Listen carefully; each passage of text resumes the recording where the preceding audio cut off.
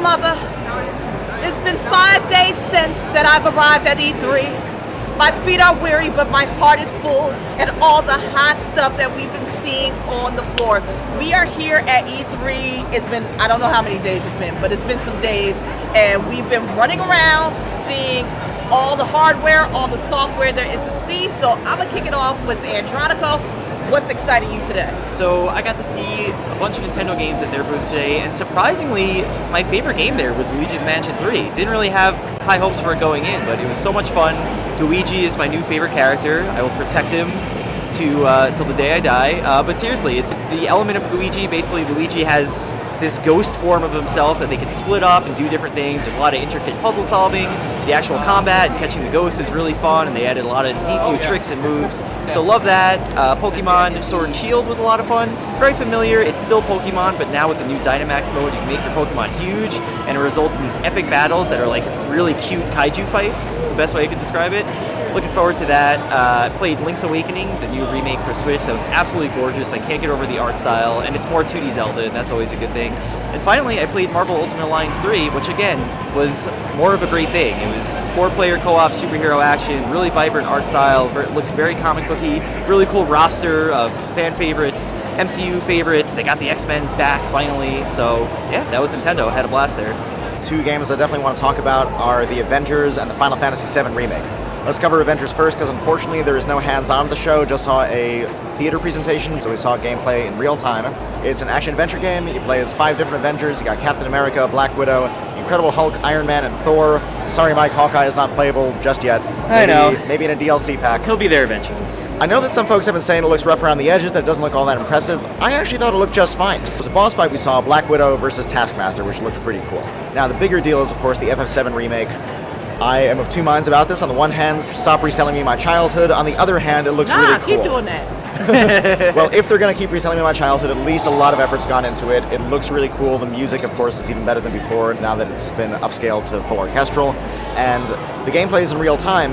We got to go through a big part of the first stage, the Mako reactor, planting the bomb, and fighting the big scorpion robot as a boss. Very important to manage your standard attacks, your special attacks. I kind of hate that I like this game so much. I must say, Final Fantasy VII, that looks like a whole snack. I'm here for it. All right, so what did I see today? I'm going to start with the Watchdogs Legion. I'm so here for it. It's everything I wanted and more. You can actually, when they say that you can recruit everyone on the street, you can recruit. You surveil them. They have all these weird stats and stuff, and you track them. You do a favor, you can recruit anybody. For right now, in the alpha version I saw, you can recruit up to 20 people. I actually saw John Wick Hex. Like Keanu, it is breathtaking. Tactics type of game. You basically are guiding John through alleys, through busy clubs, beating the hell, shooting the hell, killing the hell out of various bouncers and thugs until you get to the end of the level. Nostalgia Land, I went to see Psychonauts 2, and it is shaping up to be amazing. The writing is just as cool as it was way back in the day. What was that, the 1990s, 2000s? I can't even... 3 or 4. Woo! So long ago. It's still got that whimsical comic effect that you love, that I knew and loved, and I hope that you knew and loved too. And Borderlands 3, I played it yesterday. I am all about it. It is all about the loot and shoot, as am I. So loot and shoot, loot and shoot. Hey, what an introduction. Okay, so today was 2 major things for me. This morning I got a large amount of hands-on time with Ghost Recon Breakpoint. Now, I'm not a huge fan of Tom Clancy games, not really modern military shooters in general, but this one actually really impressed me. I played a couple of different missions.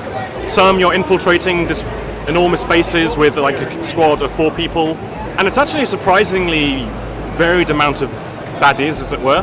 There's like normal guards, sure, but then part of the story is you're going up against these rogue ghost special operatives who have basically the same kit as you have, and they're extra tough. So there's also these really deadly flying and ground-based drones, and in fact the last mission of that was facing off against a behemoth drone, which was absolutely enormous, took dozens of rockets to take it down. Really exciting stuff, so I'm actually looking forward to that. The other thing was Speaking Simulator.